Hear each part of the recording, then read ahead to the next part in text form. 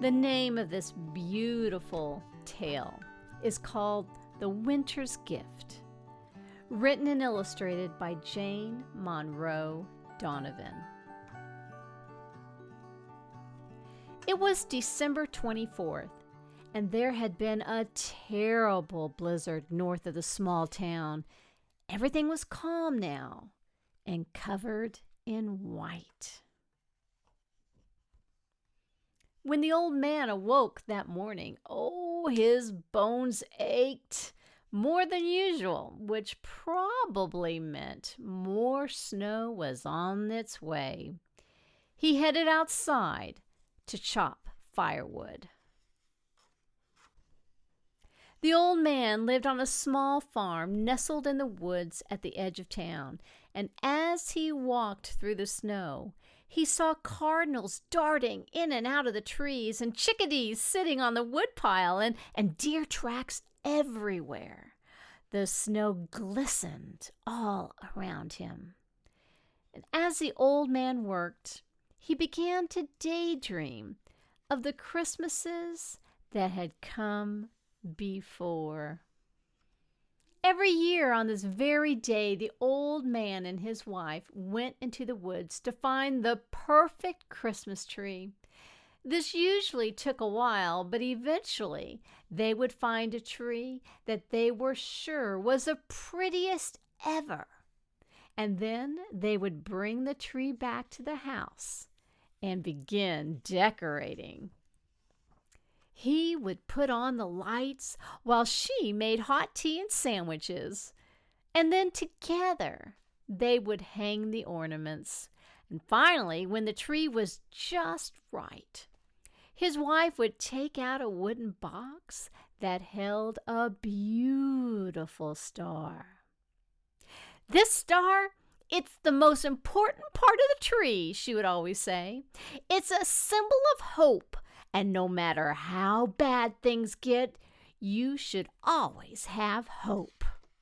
That's what she said. But the old man, he didn't have hope anymore. He had lost his wife in the spring and was alone. This year, there would be no Christmas tree, no Christmas star. The old man finished stacking the wood and went inside to fix his dinner. Not far away from the old man's house, a mare wandered alone through the woods. During the blizzard, she had become separated from her herd of wild horses, and the swirling snow and blowing wind were so strong she had fallen behind and gotten lost. And after the storm was over, she wandered the woods trying to find her herd. She had never been alone before and was very frightened. But all she could do was keep walking. Now, as this day ended and it grew dark, new snow started to fall. In the distance, the mare could hear wolves howling. She needed to find a safe place for the night, and the wind, it whistled, and huge snowflakes swirled around her, and she was growing weary and so cold as she struggled through the deep snow. The sound of howling seemed closer. Exhausted, the mare couldn't go any further.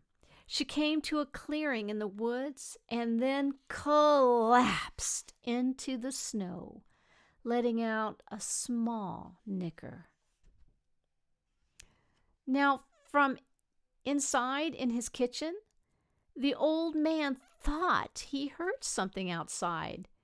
He put on his coat and boots, grabbed a lantern, and headed out the door. He walked behind the barn near the woods, but did not see anything. And just as he was about to turn back, he did see a shape in the snow and heard a soft whinny. And using his scarf as a rope, the old man gently coaxed the mare to her feet. He led her into the barn. And the barn had not been used in years, but it was still in good shape and would keep her warm and safe. The old man, he ran to his house and he brought back blankets and carrots for the mare. He gave her water and dried her off, and he made her as comfortable as he could. And the barn, it felt warm and cozy.